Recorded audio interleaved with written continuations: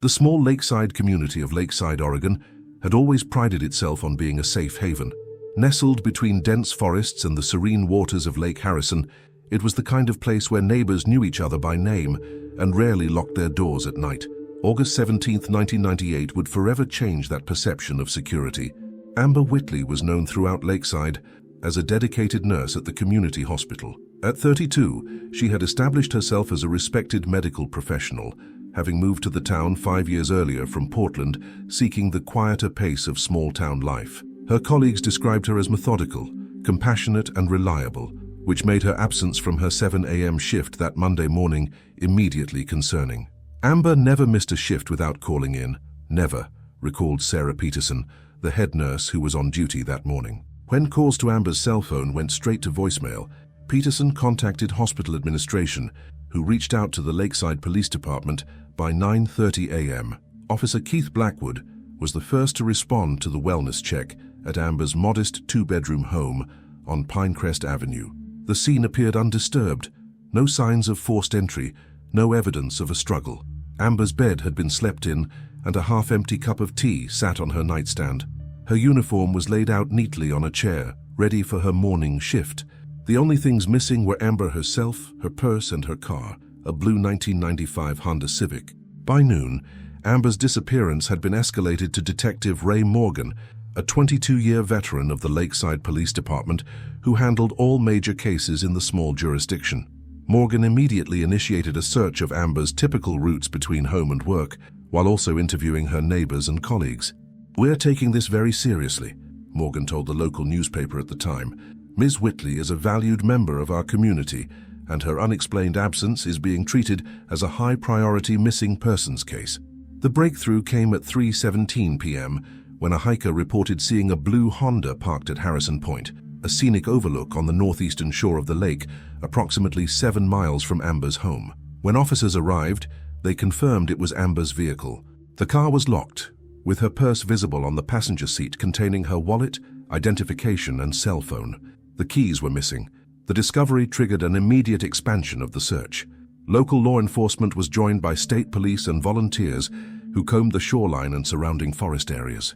Officer Blackwood, who had conducted the initial wellness check, volunteered to coordinate the civilian search teams, while Detective Morgan established a command post at the overlook. As the sun set on the first day, search teams had found no trace of Amber beyond her abandoned car.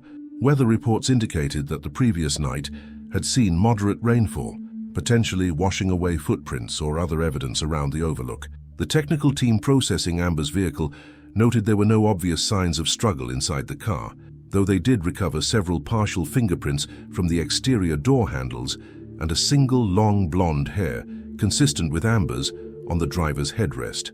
"At this stage, we're exploring all possibilities," Detective Morgan stated in a press briefing that evening. "We haven't ruled out anything from a voluntary disappearance to foul play." Days turned into weeks as the search for Amber Whitley continued.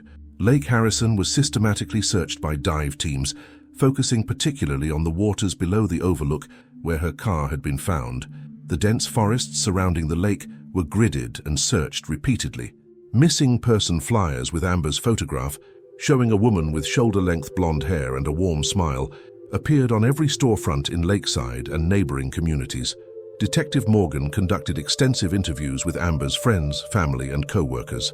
A consistent picture emerged of a woman with no enemies, no significant romantic entanglements, and no apparent reason to disappear voluntarily. Her bank accounts showed no unusual activity, and her passport remained in her apartment. Her parents, who lived in Seattle, described their last conversation with her as completely normal. They had discussed plans for Thanksgiving, still months away. One curious detail emerged during these interviews. Several of Amber's co-workers mentioned that she had seemed slightly on edge in the weeks before her disappearance. When pressed, they couldn't identify a specific cause, but noted that she had taken to checking her rearview mirror more frequently when leaving work and had asked a male colleague to walk her to her car twice in the previous month, something she had never done before. Her thorough examination of Amber's phone records showed nothing immediately suspicious, though there were several calls from an unidentified number in the weeks leading up to her disappearance. These calls were short, most lasting less than 30 seconds, and occurred primarily in the evening hours after Amber would have finished her shift at the hospital. By October 1998, the active search for Amber Whitley had been significantly scaled back. The case remained open, with Detective Morgan reviewing evidence and following up on the occasional tip, but the daily searches and regular press briefings had ended. The community of Lakeside was left with an uneasy awareness that one of their own had vanished without trace, and the person responsible, if there was one, might still be among them. As the one-year anniversary of Amber's disappearance approached, local media renewed interest in the case. The Lakeside Chronicle ran a feature article summarizing the known facts and outstanding questions. Detective Morgan, who had never removed the case file from his desk, admitted publicly for the first time that he believed foul play was involved. After a year of investigation, I can say with reasonable certainty that Amber Whitley did not leave willingly, Morgan stated. Someone knows what happened at that overlook, and we will not rest until we find that person. What no one realized then was that the investigation was about to enter a period of dormancy that would last for years, and that the truth had been hiding in plain sight all along, protected by the very badge meant to serve and protect the citizens of Lakeside. As Detective Morgan approached retirement, the case that had defined the latter part of his career remained unsolved, its files gathering dust as the community gradually, reluctantly, began to forget the nurse with the warm smile who had vanished on an August night. Little did they know that the seeds of resolution had already been planted, waiting for someone with fresh eyes to notice what had been overlooked, and for nature itself to reveal secrets long submerged beneath the dark waters of Lake Harrison. Between 1998 and 2001, the Amber Whitley case gradually receded from public consciousness in Lakeside. The blue ribbons that had once adorned trees and lampposts throughout town faded and were eventually removed. The local newspaper stopped running their monthly updates on the case, replacing them with coverage of school board meetings and seasonal festivals.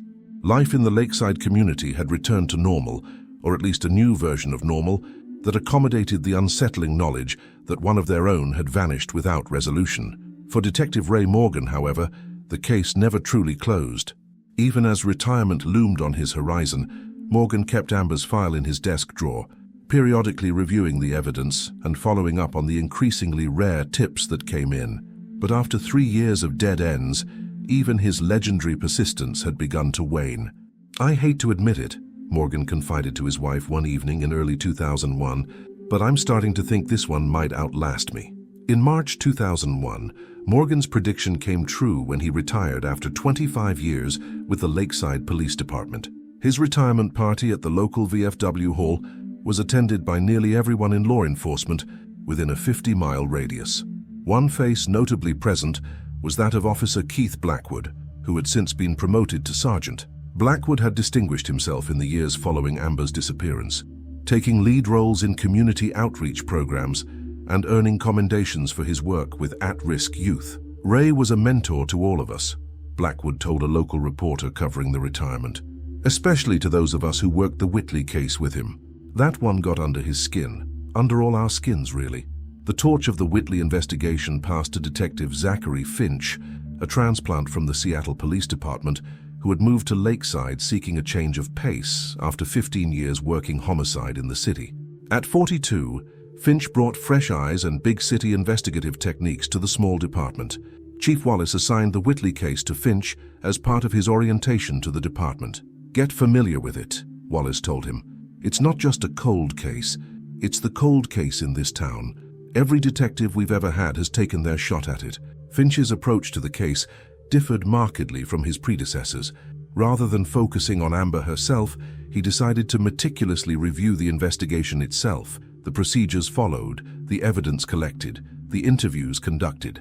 He created a wall in his office dedicated to timelines, photographs, and reports, arranged chronologically from the morning Amber failed to show up for her shift. "In my experience," Finch explained to Chief Wallace during a case review 3 months into his tenure, "when cases go cold despite thorough investigation, it's often because something was missed in the initial response, some assumption that went unchallenged, some inconsistency that was explained away too easily."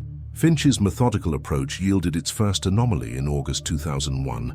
Reviewing the log of officers who had processed the scene at Harrison Point where Amber's car was found, He noticed a 23-minute gap between when Officer Blackwood reported arriving at the scene and when he called in to confirm it was Amber's vehicle.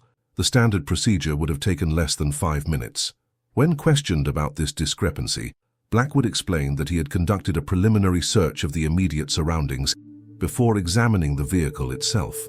"I was hoping to find her nearby," he explained. "Maybe she'd gone for a walk and twisted an ankle." The car seemed secure, so checking the perimeter seemed like the priority. The explanation was reasonable, and Finch noted it without further comment, but it was the first thread in a pattern he would begin to notice as he continued his review. By December 2001, Finch had identified several other minor inconsistencies in the initial investigation, most involving timing discrepancies in Blackwood's reports. None were significant enough to raise serious concerns on their own, but together they formed a pattern that Finch found troubling. He also discovered something that had apparently gone unnoticed in the original investigation: the unidentified phone number that had called Amber repeatedly in the weeks before her disappearance. While the original investigators had attempted to trace it, they'd hit a dead end with a prepaid cell phone purchased with cash at a convenience store in neighboring Riverdale. What they hadn't done was cross-reference the timing of those calls with officer duty rosters. When Finch did so, he discovered that each call had been placed during Sergeant Blackwood's off-duty hours. "It could be coincidence," Finch noted in his private case journal, "but it's worth looking into further." Rather than confronting Blackwood directly, Finch began a discreet parallel investigation, carefully examining Blackwood's movements and reports from the period surrounding Amber's disappearance. He requested archived surveillance footage from businesses along the routes between the hospital, Amber's home, and Harrison Point. Most had long since been erased or recorded over, but a few establishments had maintained their records. January 2002 brought another piece to the puzzle when Finch interviewed Sarah Peterson, the head nurse who had reported Amber missing for a second time. In their conversation, Peterson mentioned something she hadn't told the original investigators.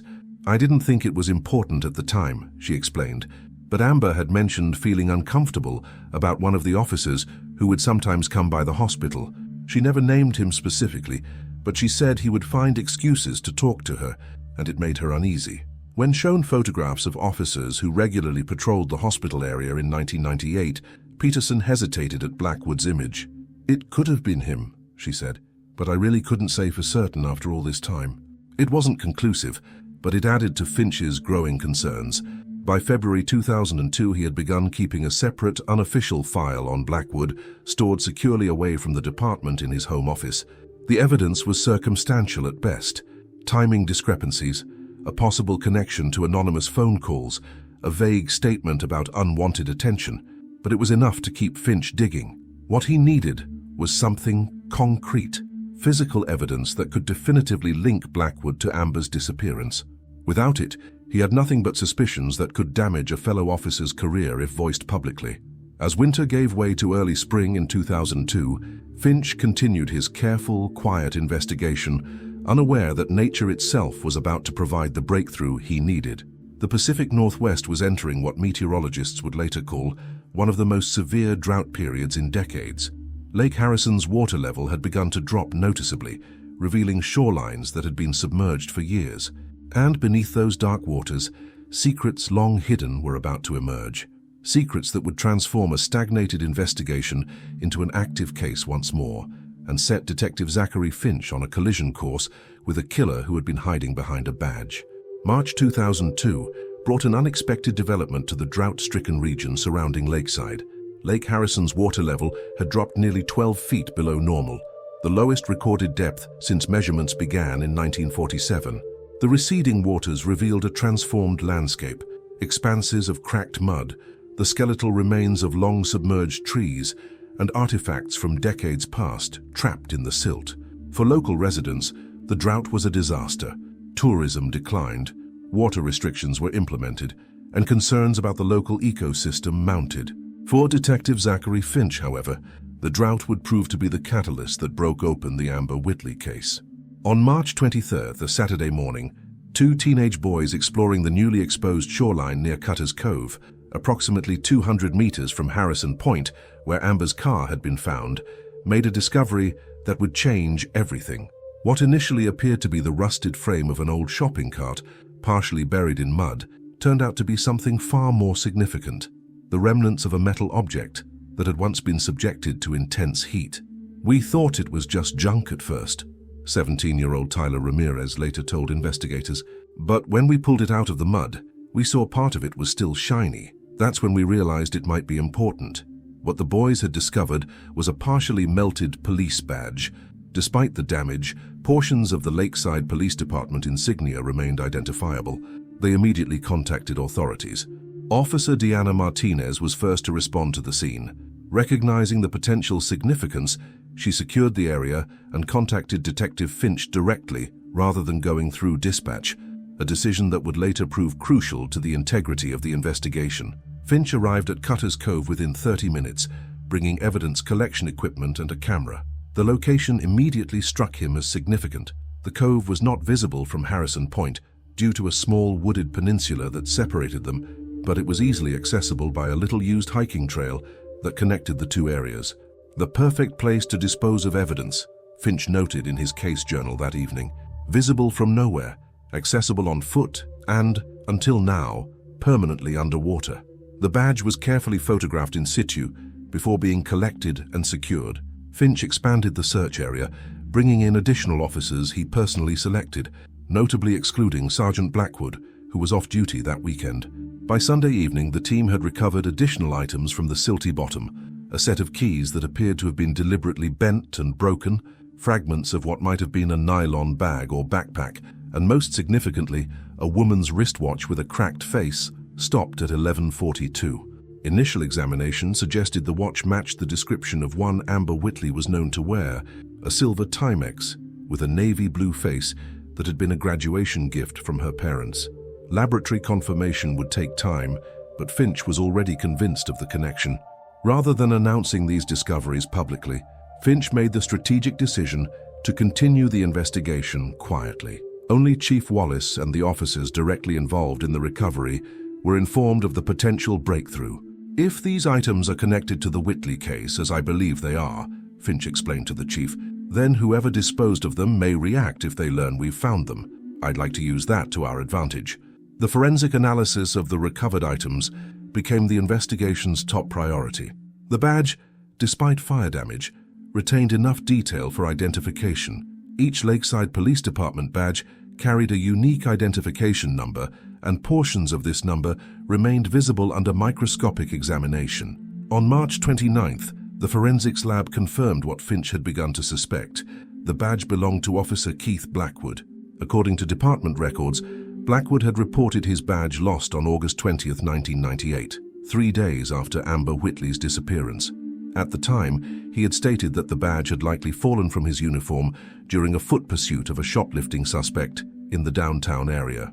The watch was also confirmed to match the model and description of Amber's timepiece. Though DNA testing was inconclusive due to the watch's long submersion, the timing was impossible to ignore. The stop time, 11:42, suggested Amber had disappeared late at night rather than in the early morning hours before her shift, as had been previously assumed. These revelations forced Finch to reconsider the entire timeline of Amber's disappearance. He returned to the duty rosters and patrol logs from August 17-18, 1998. Blackwood had been on patrol the night of August 17th, covering the northeastern section of Lakeside that included both Harrison Point and Amber's neighborhood.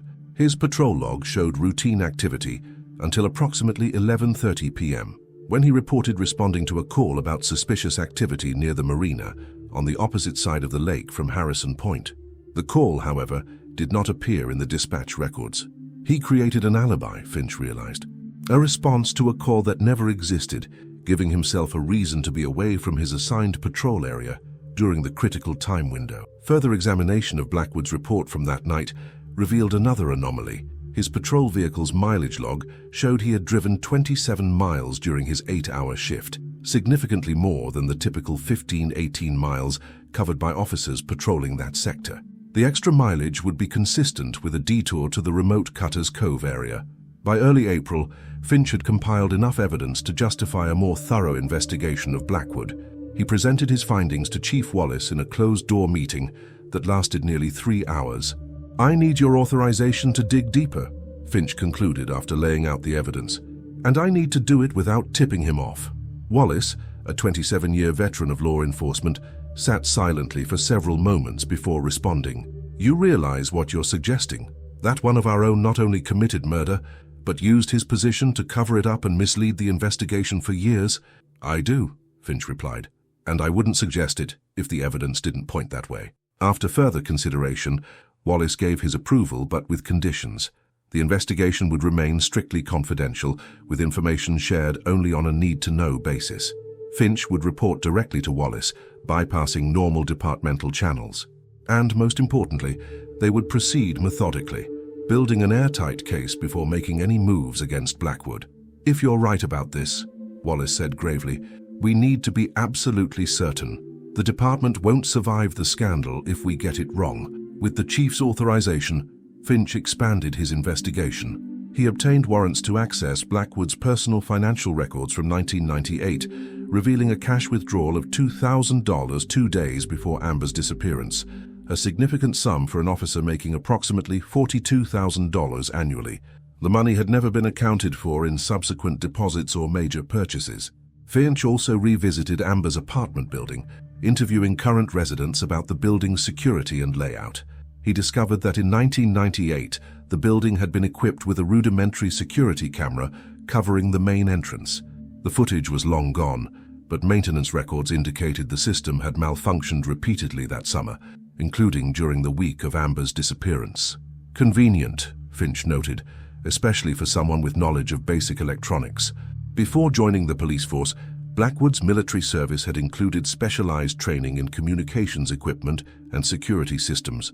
As spring progressed into summer, Lake Harrison's water level continued to drop, revealing more of the lake bed around Cutter's Cove. Finch ordered periodic searches of the newly exposed areas, resulting in the recovery of additional evidence: a knife with a partially melted handle that matched the standard issue type carried by Lakeside officers in 1998, and fragments of a dark blue fabric consistent with police uniform material. The evidence was mounting, but Finch knew he needed more, something that would definitively place Blackwood with Amber on the night she disappeared, something that even the most skeptical jury couldn't dismiss. That crucial piece would come from an unexpected source and would transform a compelling circumstantial case into something far more damning. As summer turned to fall, the investigation was about to enter its most intensive phase, and Detective Zachary Finch was preparing to face the darkest revelation of his career. By September 2002, Detective Zachary Finch's investigation had reached a critical juncture.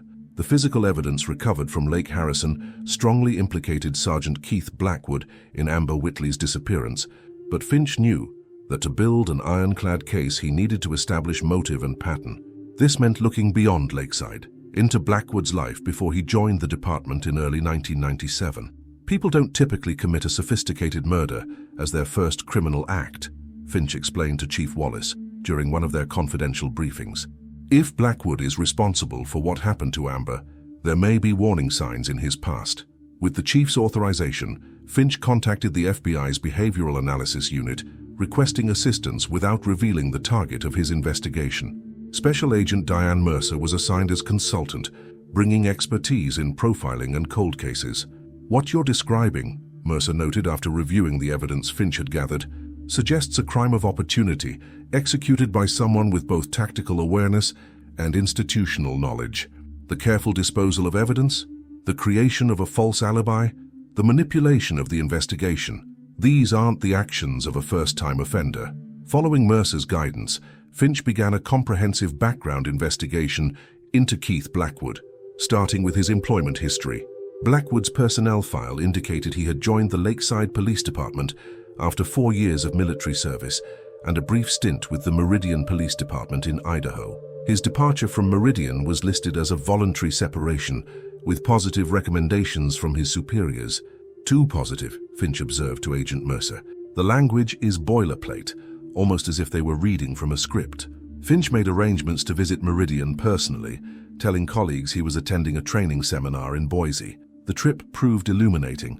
While Blackwood's official record in Meridian showed no formal disciplinary actions, interviews with former colleagues painted a more complex picture. "Keith was intense," recalled Lieutenant James Herrera, who had supervised Blackwood during his 18 months in Meridian.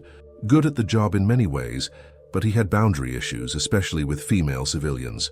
There were some informal complaints, nothing that reached the level of official action, but enough that I had to have conversations with him about his conduct. Further digging revealed that 2 women had filed complaints against Blackwood during his time in Meridian. Both described similar patterns of behavior: initial professional contact followed by increasingly personal attention, culminating in romantic overtures. When rejected, Blackwood had allegedly engaged in intimidating behavior, parking near their homes while off-duty, making repeated phone calls, and in one case, entering a woman's backyard without permission to check on her safety after she hadn't answered his calls. Both complaints had been withdrawn before formal investigations concluded. Personnel records indicated that Blackwood had received additional training in professional boundaries, but no formal reprimand. 6 months later, he had resigned from the Meridian Police Department and applied to several departments in Oregon, eventually landing in Lakeside. Classic case of passing the trash, Agent Mercer commented when Finch shared his findings. Departments let problem officers resign rather than firing them, then provide neutral or positive references to avoid potential litigation. The officer moves on to another jurisdiction where the pattern often continues and escalates. Armed with this new information, Finch returned to Lakeside and refocused his investigation on Blackwood's interactions with Amber Whitley prior to her disappearance. He began by re-interviewing her colleagues at Lakeside Community Hospital, this time asking specifically about Blackwood. Sarah Peterson, the head nurse who had previously hinted at Amber's discomfort with an unnamed officer, provided the breakthrough Finch had been seeking. "I didn't make the connection before," Peterson admitted. "But yes, it was definitely Officer Blackwood who used to come by so often. At first, we thought he was just being attentive, community policing. He'd bring coffee for the nurses' station, ask how everyone was doing, but over time it became obvious he was really there to see Amber." Other hospital staff corroborated Peterson's account.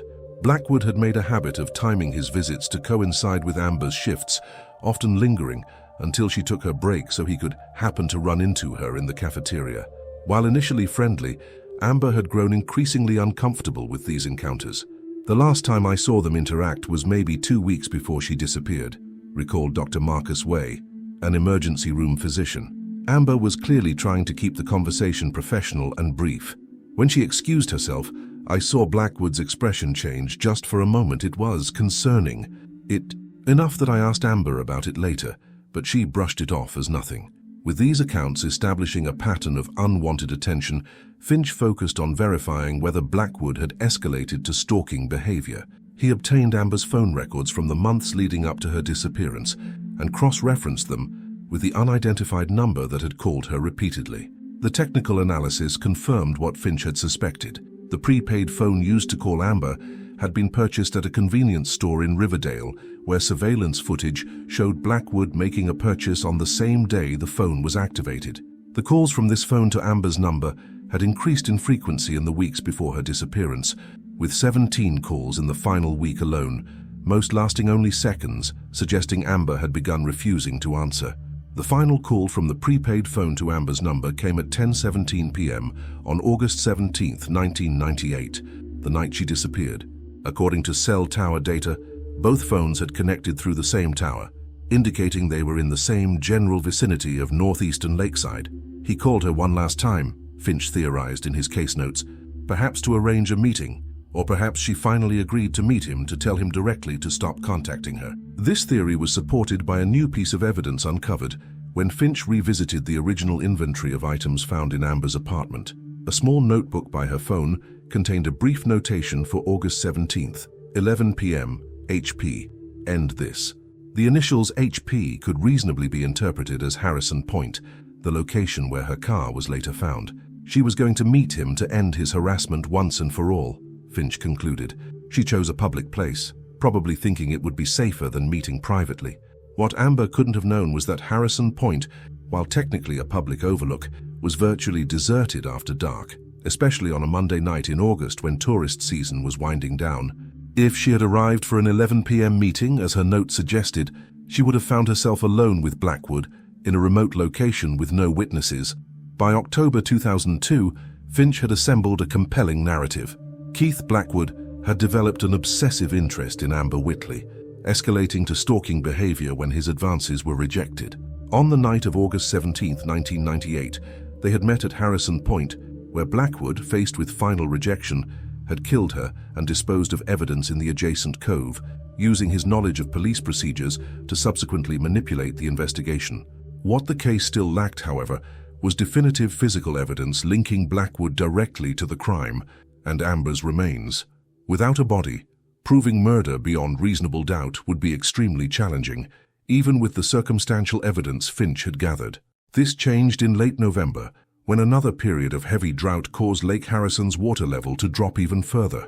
A recreational diver exploring the newly accessible depths of the lake near Cutter's Cove discovered what appeared to be human remains entangled in the submerged roots of a long-dead tree. The recovery operation was conducted with utmost secrecy, with Finch personally overseeing the process. Forensic analysis confirmed what he had suspected. The remains were those of Amber Whitley.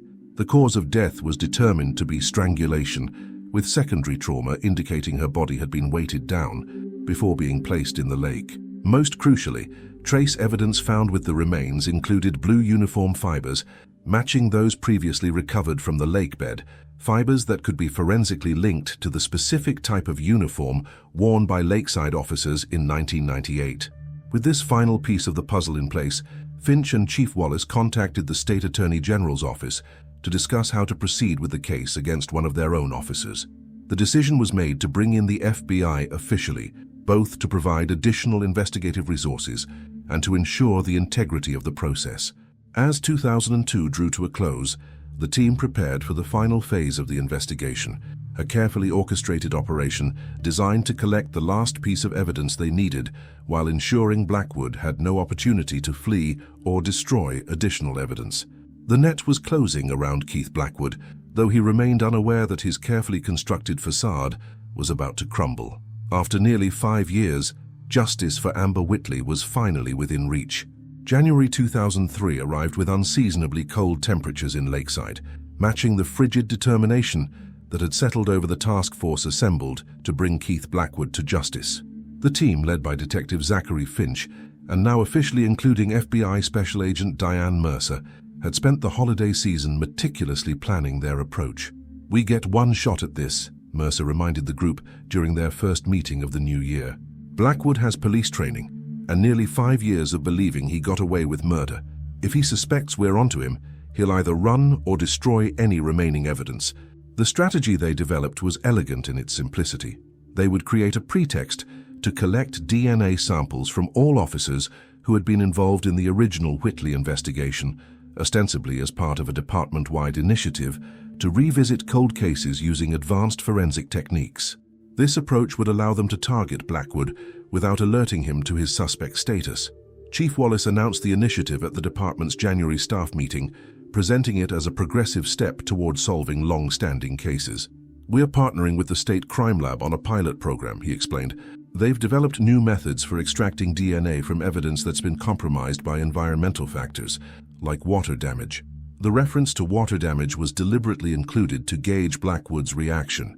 Those watching him closely noted a momentary tension in his posture before he composed himself, but he raised no objections to the initiative. The collection process was scheduled for January 15th, with a state technician, actually an undercover FBI forensic specialist, set to collect samples from all 23 officers who had been with the department in 1998. Appointments were staggered throughout the day, with Blackwood scheduled for 2:30 p.m. At 9:17 a.m. on the morning of the collection, Blackwood called in sick, the first time he had used sick leave in over 8 months. "He's spooked," Finch observed to Agent Mercer, "but not enough to run yet. He's testing to see if we'll make a special effort to get his sample." They decided to proceed as planned with the other officers, while making only a casual effort to reschedule Blackwood. "Tell him not to worry about it," Finch instructed the department secretary. "We can catch him next time he's in. It's not urgent." The calculated casualness had the desired effect. Blackwood returned to work 2 days later and voluntarily stopped by Finch's office to reschedule his sample collection. "Sorry about missing the other day," he said, his demeanor carefully neutral. "Some kind of stomach bug. I'm good to provide that sample whenever it's convenient." Finch maintained an equally casual tone. "No problem. The tech is coming back tomorrow morning for a few others who were on night shift. Stop by around 10 if that works for you." Blackwood agreed, seemingly reassured that he wasn't being singled out. What he didn't know was that the 24-hour delay had given the task force time to obtain a warrant to search his vehicle and residence once his DNA sample was secured. The following morning, Blackwood provided his sample as scheduled. The technician engaged him in conversation about his years with the department while collecting cheek swabs, casually mentioning, "I understand you worked the Whitley disappearance back in '98. That must have been tough for a small department." "It was," Blackwood responded with appropriate solemnity. "One of those cases that stays with you, you know? I still think about her sometimes. Wonder what really happened." The technician nodded sympathetically, while carefully preserving not only the DNA samples, but also recording Blackwood's statements for later comparison with known facts of the case. As Blackwood left the station to begin his patrol shift, surveillance teams took up positions around his modest ranch home on the outskirts of town and began documenting his movements. The search warrant would be executed that afternoon while he was still on duty. The search team, comprised of FBI agents and state police to ensure no appearance of departmental bias, entered Blackwood's residence at 2:45 p.m. What they found exceeded their expectations. In the detached garage beneath a false floor in a storage cabinet, investigators discovered a locked metal box containing several items. A small collection of jewelry, including a class ring matching the description of one Amber had owned, newspaper clippings about her disappearance, and most damning of all, a journal documenting Blackwood's obsession. The journal entries began in April 1998, shortly after Blackwood had first encountered Amber during a routine call at the hospital. The early entries described casual interactions and his growing attraction. By June, the tone had shifted to frustration and entitlement. "Saw A again today. She smiled but kept her distance, playing hard to get still. She'll come around when she realizes what I could offer her." The entries became increasingly disturbing through July and early August. "A was clearly jealous when she saw me talking to the new ER nurse. Pretended not to care but kept watching us. Her games are getting old." And later, "Followed A home again tonight. She stopped for groceries and talked with the cashier for 11 minutes. Friendly with everyone but me. This can't continue." The final entry, dated August 17, 1998, was chillingly brief. "Meeting A tonight. This ends one way or another." While the journal provided compelling evidence of motive and premeditation, the forensic examination of Blackwood's garage yielded even more crucial physical evidence. Luminol testing revealed traces of blood in barely perceptible gaps between floor tiles. Blood that had been meticulously cleaned but not completely eliminated. Preliminary testing indicated it was human blood, though full DNA analysis would take time. Additionally, soil samples taken from the garage floor and the wheel wells of Blackwood's personal vehicle contained mineral compositions consistent with the shoreline area around Cutter's Cove, an area Blackwood had no legitimate reason to have visited, particularly around the time of Amber's disappearance. By 5:30 p.m., as Blackwood's shift was ending, Agent Mercer and Detective Finch had assembled enough evidence to justify his immediate arrest. Rather than approaching him at the station, where he might be alerted by the unusual presence of federal agents, they made the decision to intercept him the following morning as he arrived for his shift. "We take him in the parking lot," Mercer instructed the arrest team. "Quick, quiet, and with overwhelming presence. I want 8 officers minimum. He's trained and potentially desperate. We're not taking chances."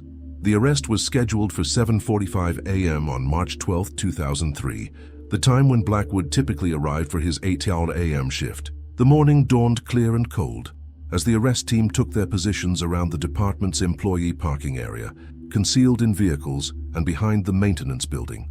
At 7:42 a.m., Blackwood's truck turned into the lot. As he parked and stepped out, Agent Mercer gave the signal. Within seconds, Blackwood found himself surrounded by agents with weapons drawn, Detective Finch approaching from the front, with handcuffs visible. "Keith Blackwood," Finch announced formally, "you are under arrest for the murder of Amber Whitley." For a moment, it seemed Blackwood might resist.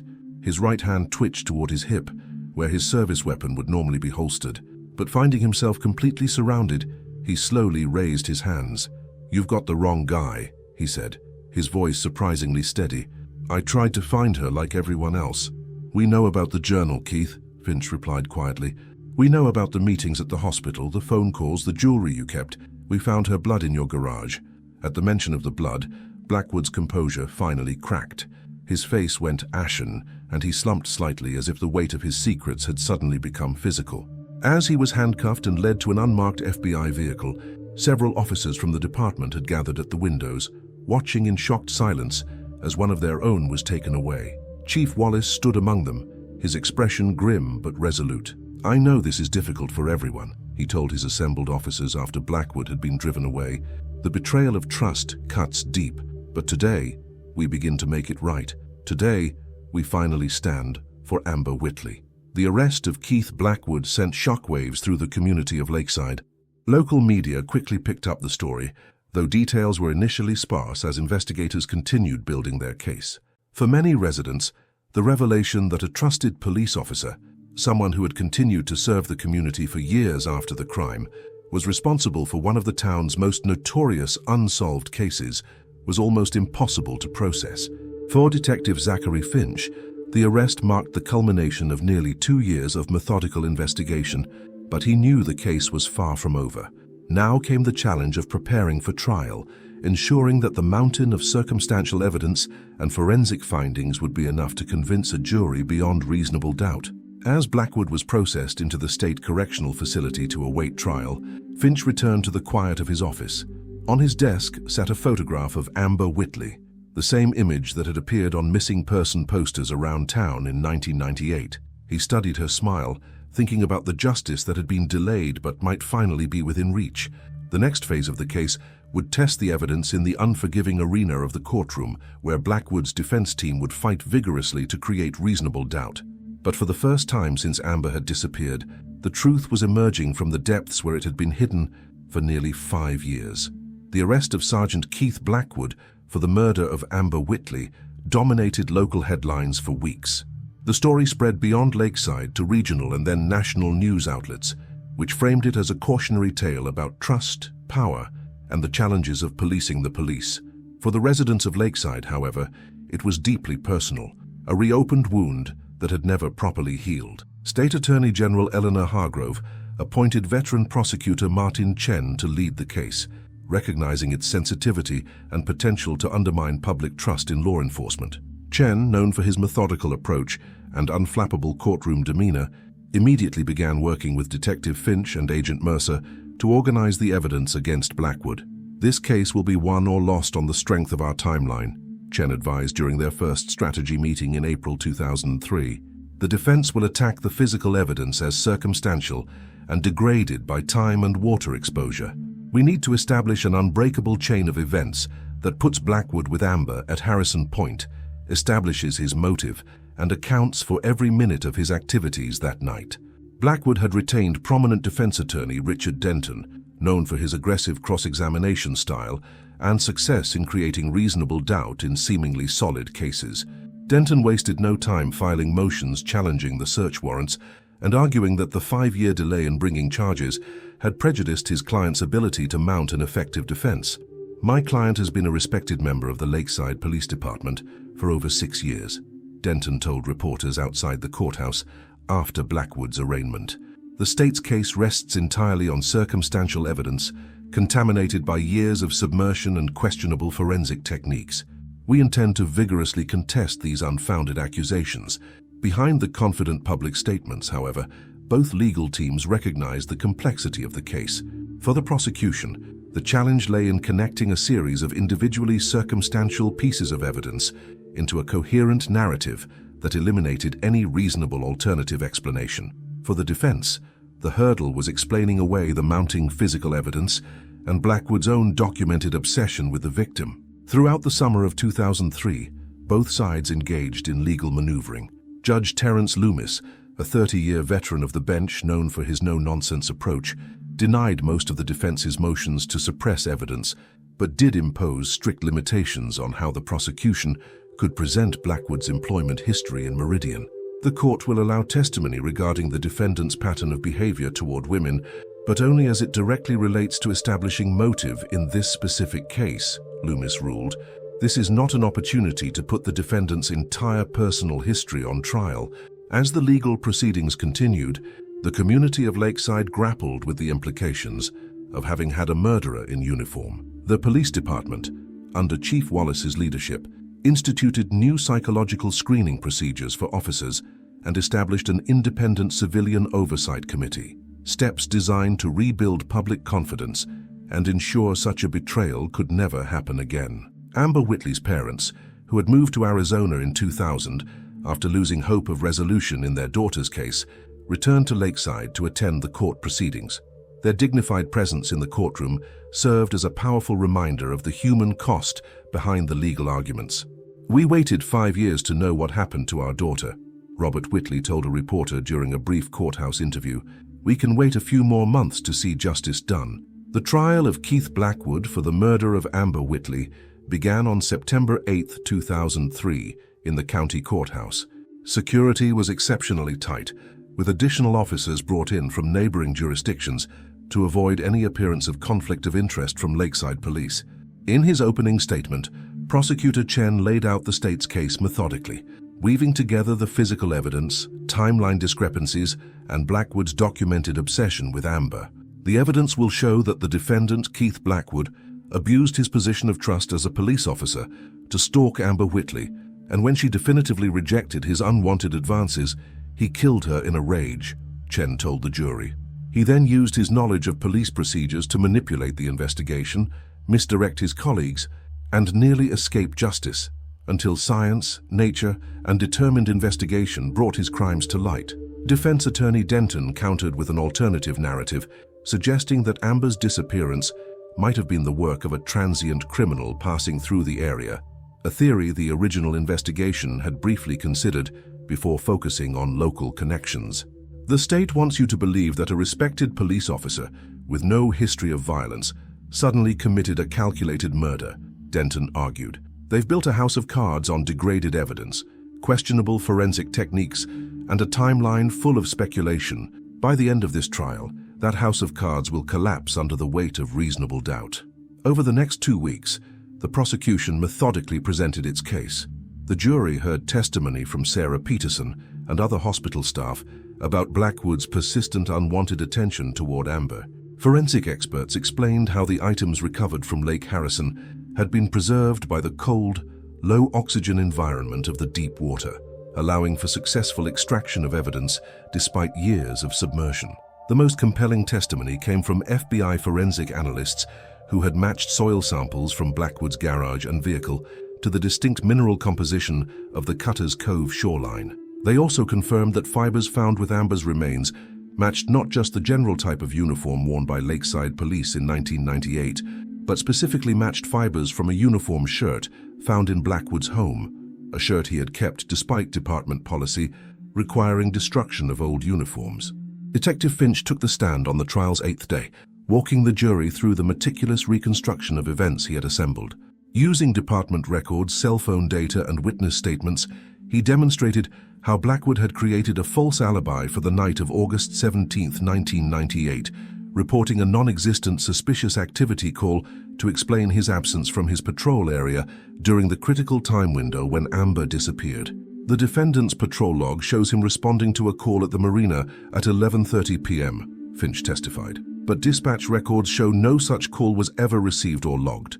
His vehicle's mileage for that shift exceeded normal patrol distance by approximately 11 miles, the exact round-trip distance between his last legitimate stop and Cutter's Cove. The most damaging evidence came in the form of Blackwood's own words, his journal documenting a progression from interest to obsession to a chilling finality. When the prosecution introduced the journal entries, many in the courtroom, including jurors, visibly recoiled at the increasingly disturbed tone of the writings. The final entry, "Meeting A tonight, this ends one way or another," was projected on a screen for the jury to see, the neat handwriting in stark contrast to the menacing implication of the words. Defense attorney Denton fought vigorously throughout the trial, challenging the chain of custody for evidence recovered from the lake and suggesting that Blackwood's journal entries had been misinterpreted. "My client was a single man documenting his frustration with dating," Denton argued, during cross-examination of the forensic psychologist who had analyzed the writings. "Is it really so unusual for someone to express disappointment when romantic interest isn't reciprocated? The pattern displayed in these writings goes well beyond normal disappointment," the psychologist responded firmly. "What we see here is a progression from entitlement to anger, to a decision point, a clear escalation pattern consistent with stalking behavior that turns violent. When it came time for the defense to present its case, Denton called several character witnesses who testified to Blackwood's professionalism and community involvement.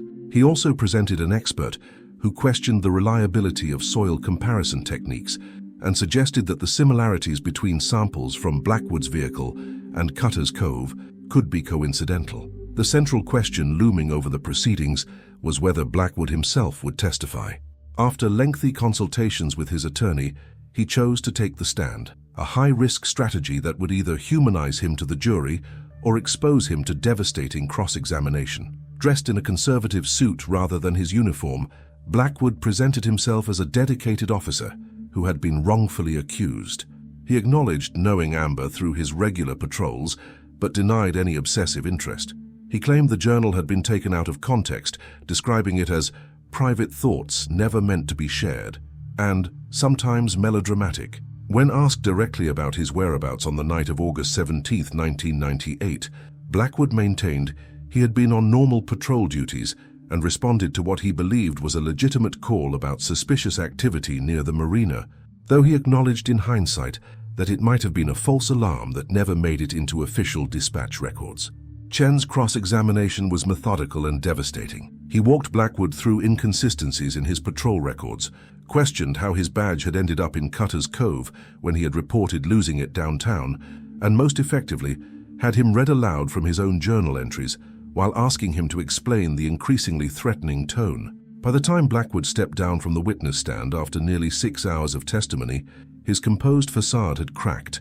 The jury had seen flashes of anger, moments of confusion when confronted with evidence he couldn't explain, and a telling inability to account for his movements during the critical time window when Amber disappeared. Closing arguments were delivered on September 23rd, with both attorneys summarizing their cases passionately. Chen emphasized the mountain of evidence connecting Blackwood to the crime, while Denton continued to argue that the state had failed to eliminate reasonable doubt.